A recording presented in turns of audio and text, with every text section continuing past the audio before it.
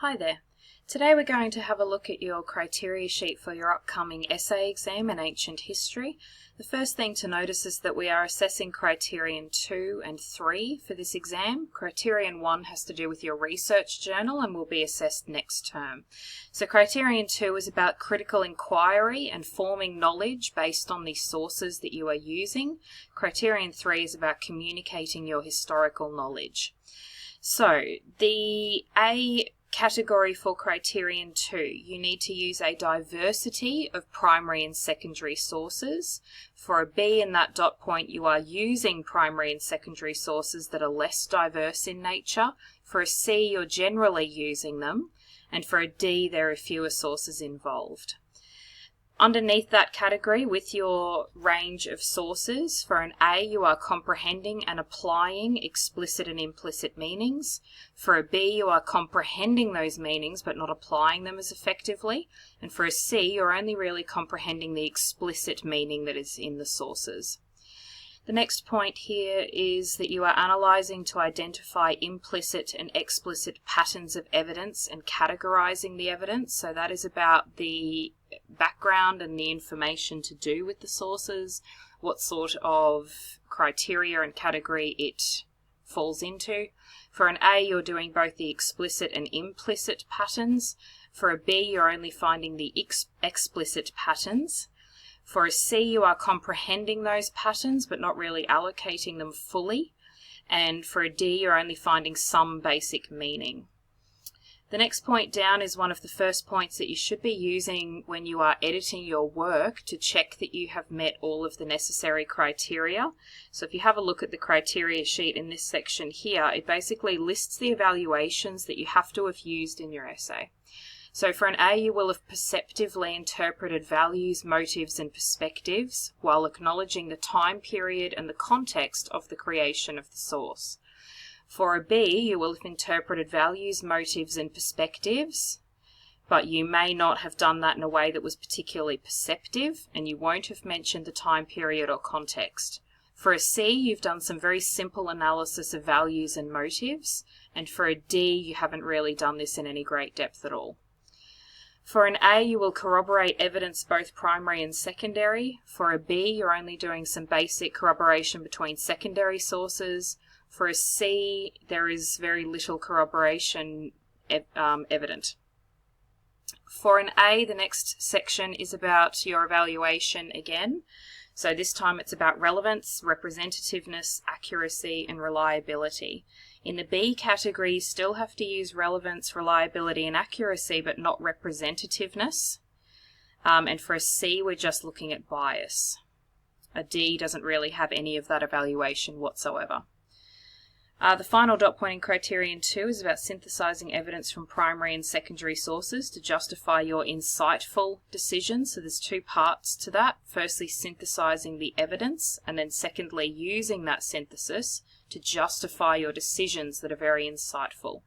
For a B, you're still synthesizing the evidence, but your decisions are more reasonable rather than insightful. For a C, you've got mainly secondary sources and the decisions are quite obvious.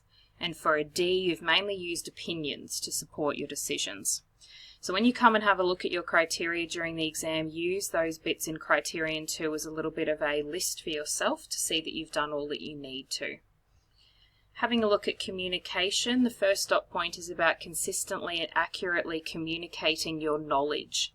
So for an A, you are consistently communicating that knowledge, which consists of definitions, concepts, terms, events, developments, and people, and the relationships among them.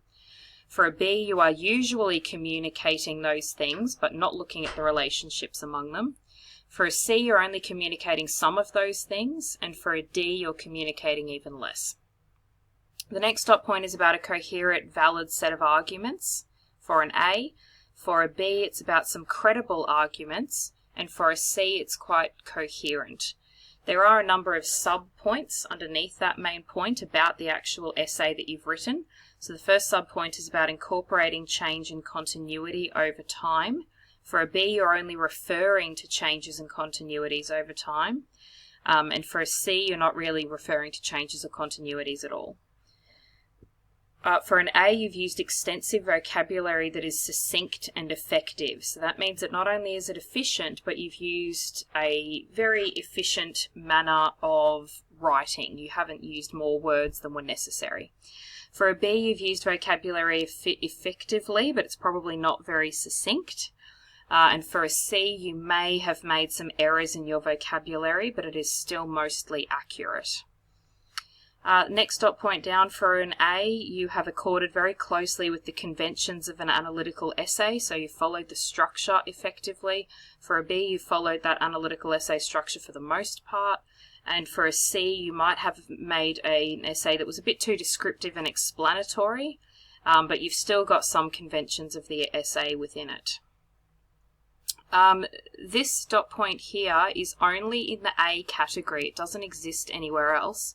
And that is that you have evaluated the sources without disrupting your argument. So that's about making sure that your source evaluations, which we saw in criteria 2, are very short, very efficient, very succinct, and don't interrupt the whole argument of your essay by making them long sentences. That's only for an A. So if your sentences are a bit too long, you can still achieve a B criterion quite effectively by doing accurate evaluation of sources. But if you're after an A, you need to make sure that that does not disrupt your argument. The next one down is about direct and indirect references to diverse evidence. So that means you are quoting sources as well as paraphrasing them, and you're using a wide range. For a B, you are still using quotes and paraphrasing, but the range of sources is a bit less. And for a C, you've mainly used quotes. You've forgotten to paraphrase. You really don't have any paraphrasing in there at all. The last one on that sub-point is about accurate referencing. For an A, your referencing is accurate. For a B, it's appropriate. And for a C, you've got some referencing. For this essay exam, the referencing is simply numbering the sources as you go. Finally, the bottom criteria here is about meeting the length, format and scope. For an A, you have met that in all aspects. For a B, you have met most of those features. For a C, you've still met the length and the basic requirements, but for a D, you haven't met all of those basic requirements. So make sure that you have a look at the criteria very carefully. It is the best way to make sure that you end up achieving the grade you are hoping for, because this is exactly what I will be using to mark you with your essays. Best of luck with your preparation.